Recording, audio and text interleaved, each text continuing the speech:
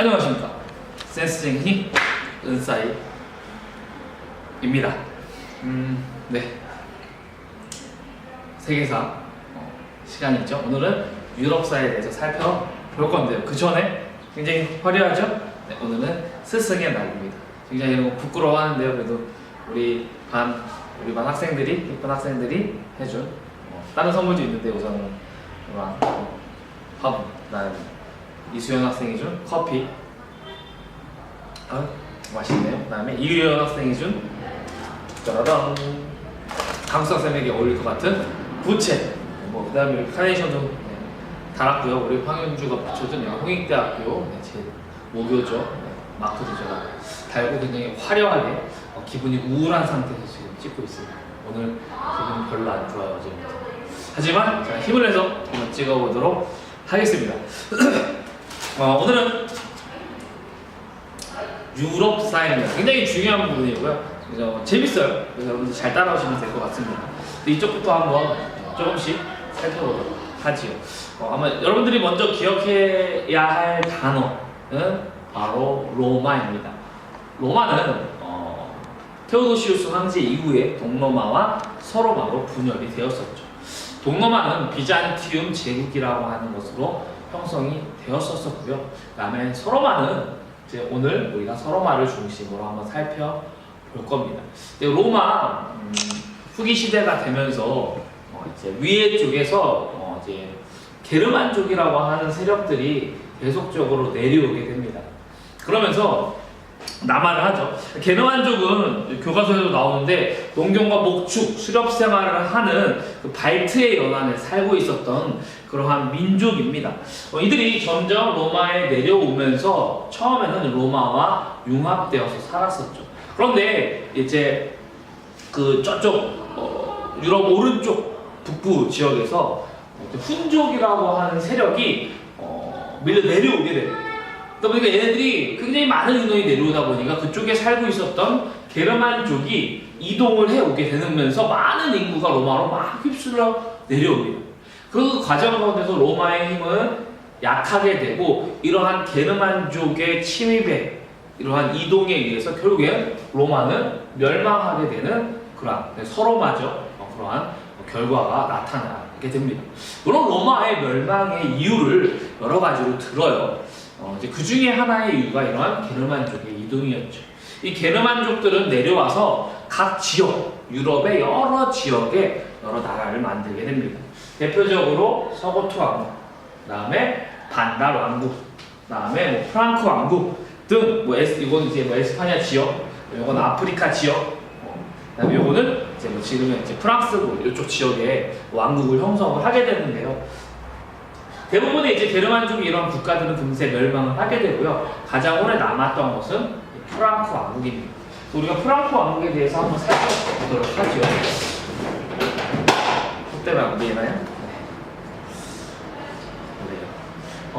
프랑크 왕국을 처음 만든 사람은 바로 클로비스라고 하는 사람입니다. 클로비스는 잠시만요. 메로빙고 왕조라고 하는 것을 개창을 하면서 이제 프랑크 왕국이 발전해 나가게 됩니다. 이 클로비스 때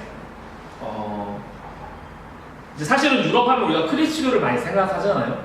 이 게르만 중에서도 이 프랑크 왕국이 살아남을 수 있었던 이유 중에 하나가 이쪽에 얘네들이 아타나시우스 크리스교로 개종을 했기 때문에 같은 종교적 색채를 입고 있어서 아마도 프랑크 왕국이 살아남지 않았나 우리가 평가를 내리는데요. 그 역할을 한 사람이 바로 클로비스라고 하는 사람입니다.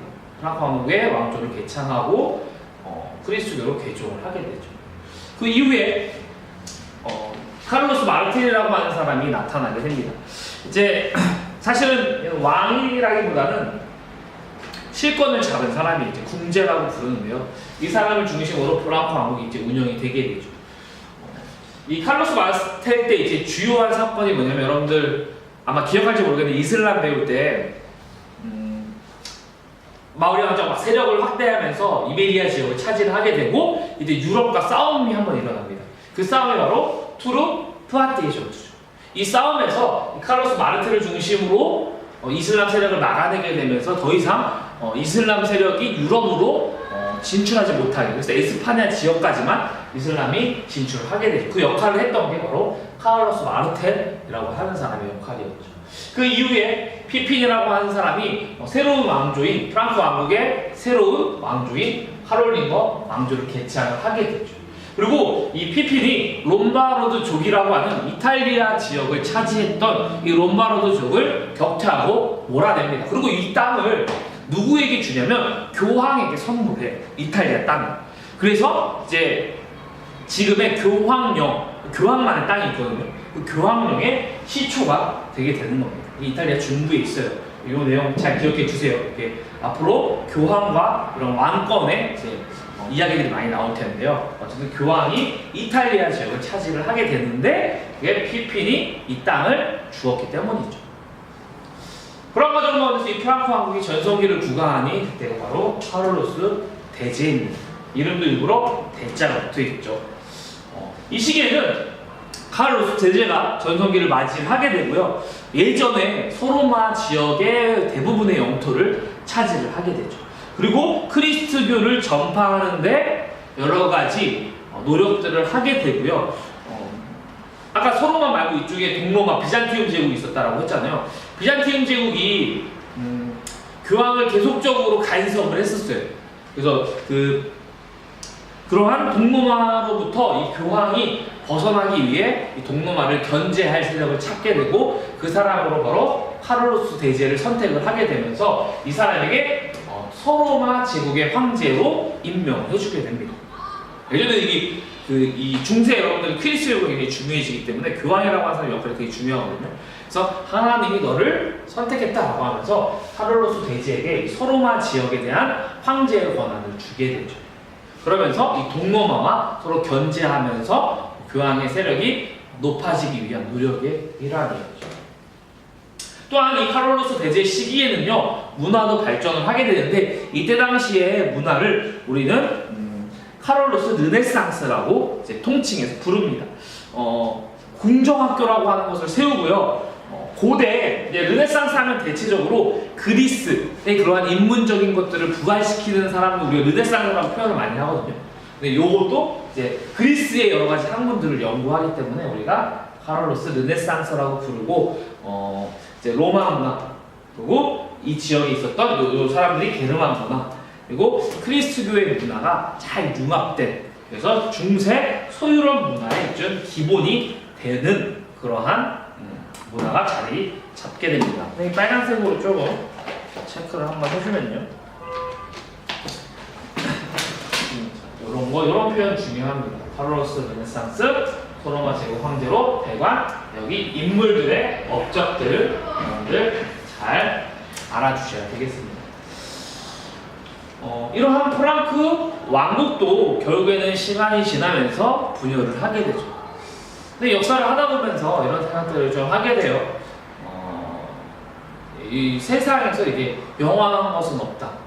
로마도 그렇고요. 언젠가는 뭔가 여러 가지 변동이 있더라고요. 이렇게 망함이 있고 쇠퇴가 있더라고요. 그래서 여러분들 인생도 그렇고요. 갑자기 되게 진지한 얘기 하네요. 아무튼 그렇습니다. 네. 그래서 프랑크 왕국도 분열을 하게 돼요. 그래서 두 가지 조약으로 이제 분열을 하게 됩니다. 처음에는 베르댕 조약. 나중에 지도로 꼭 확인해 보세요. 베르댕 조약으로 이렇게 땅을 나눠 가져요. 땅을 나눠 갖게 되고, 그다음에 다시 메르센 조약이라고 하는 것이 맺어지게 됩니다.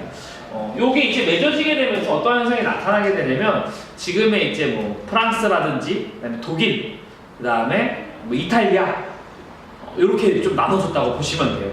그 기준이 되었던 게 바로 베르댕 메르센 조약이었죠.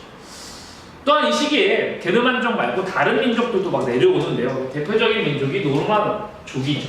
노르만족은 뭐 바이킹이라고 여러분 보셔도 돼요. 바이킹 아시는지 모르겠지만 내려와서 여러 지역에다 얘들도 나라를 만듭니다. 노르망디 공국, 키예프 공국, 시칠리아 왕국 이런 것들이 형성되게 되죠. 영국, 그다음에 러시아, 그다음에 지금의 이탈리아 이러한 것들의 기원이 된다라고 보시면 되겠습니다. 그래서 지금 우리는 여러 민족들이 내려와서 이 지역에 살고 있는 사람들과 이 사람들이 내려와서 만든 여러 왕국들에 대해서 살펴보고 있고 그것이 지금의 이탈리아, 독일, 영국, 프랑스, 그다음에 스페인 뭐 이런 것들이 형성되게 되는 배경이 되는 것이죠. 우리는 이 시기부터를 무슨 시기라고 부르냐면 봉건 시기라고 부릅니다. 그래서 우리는 봉건 이 시기의 특징인 봉건 사회에 대해서 한번 살펴봐야 되는데요. 바로 배경은 프랑크 왕국이 분열하면서부터입니다. 프랑크 왕국이 분열하면서 외부적으로 많은 세력들이 침입해 오게 되고 그러다 보니까 이들을 막기 위한 전사 계급이 성장을 하게 되죠. 우리 이제 기사라고 이들을 부를 수 있겠습니다. 이러한 과정 가운데서 이제는 상공업이라고 하는 것은 쇠퇴해지게 되고 오로지 농사, 그래서 이동하지 않고 그 안에서 농사 짓는 것이 중요해지게 되면서 자족적 경제 체제가 잘 갖추어지게 됩니다. 이제 뭐 배경으로는 더 뽑자면 이제 로마 시대에 은대지 제도라고 하는 게 있었어요. 그래서 게르만 쪽에게 여러 가지 지방의 통치를 맡기고 그 다음에 이제 거기에 이제 토지를 주기도 하고 이제 그랬었는데요. 어쨌든 이 봉건 사회가 이러한 배경 하에서 형성이 되게 되고요. 그래서 우리는 이 봉건제의 특징을 바로 이 주종제와 장원제 이 두 단어로 우리가 이야기할 수가 있습니다. 주종제는 이렇게 생각하면 돼요. 쌍무적 계약관계. 이 표현 중요합니다. 네. 아마 여러분들 중국에 주나라의 봉건제 기억하실 거예요. 혈연적 주종 관계였죠. 종법 제도였다면 서양은 쌍무적 계약 관계로서 봉토, 즉 땅을 주고 한 그냥 계약이에요. 그러니까 굉장히 평등하죠. 그래서 그 봉신이라고 부르고 이제 위에 사람은 주군이라고 부르는데요. 주군은 충성 서약을 받아요. 그리고 땅을 주죠. 그러면 이제 그 봉신은 내가 잘 따르겠다라고 하는 충성 서약을 하고 땅을 받는 이러한 평등한 계약 관계로서 한 명이 이것을 이행하지 않으면 그 계약은 끝나버립니다. 그게 주종제도. 장원제도는 뭐냐면 얘네들이 살아가는 그 터전이라고 보시면 돼요. 장원이라고 하는 그런 시스템 안에 살아가게 됩니다. 그래서 특징이 많아요. 선생님 프린트에다도 적어놨는데 여기는 너무 많아서 못 적었는데요. 선생님 읽어보면 자급자족적 농촌 공동체로서 삼포제라고 하는 게 운영이 됩니다. 유명하죠, 삼포제. 하나는 춘경지, 봄춘자, 봄에 농사 짓는 땅. 또 하나는 추경지, 가을에 농사 짓는 땅. 그 다음에 또 하나는 휴무지. 그래서 휴경지죠, 쉬는 거죠. 그래서 땅을 세 개로 나눠요. 삼포제. 그래서 이렇게 셋으로 나뉘면 여기는 봄, 여기는 가을, 여기는 휴경지. 다음번에는 바꿔서. 그래서 얘 헛수니까 얘 다음번에 가을 거, 얘가 봄 거, 얘는 휴경지. 이런 식으로 이제 3포제로 운영이 되기도 했고요.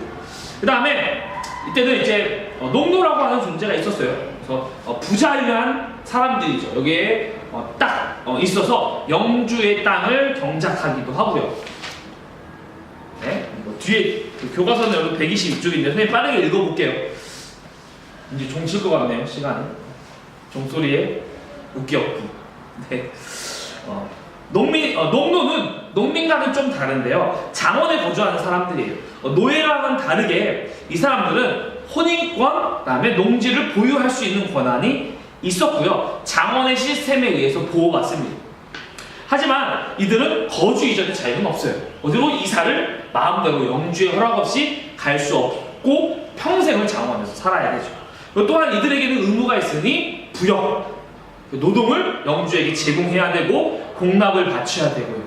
그 다음에 또한 여러 가지 인두세라든지 그 다음에 사망, 죽으면 또 돈 내야 되고요. 혼인할 때도 돈 내야 되는 그러한 존재가 나타나게 됩니다. 그래서 여기서 핵심 단어는 요거예요. 농노라고 하는 단어와 삼포제, 이러한 핵심 용어는 여러분들이 그 개념과 특징들 잘 기억해 주시면 좋겠습니다. 이러한 특징을 바탕으로 형성된 국가가 바로 세 가지, 물론 더 있지만 대표적인 국가가 세 가지가 있으니 서프랑스, 선프랑크, 네, 프랑스의 기초가 되는 나라로서 바로 카페 왕조가 유명하고요. 굉장히 지방 분권적이에요. 왜? 나눠줬잖아. 왕이 가운데 있고 쌍무적 계약한 다 나눠준 거야. 그러고 나서 거기에 크게 통제하지 않다 보니까 지방 분권적인 특징을 가지고 있고요. 동프랑크는 독일인데요. 대표적인 왕이 오토 1세고요. 이 동프랑크 왕국이 신성 로마 제국이라고 하는 황제로 대관을 하게 됩니다. 요 신성 로마 제국이 뭐냐면 그 교황이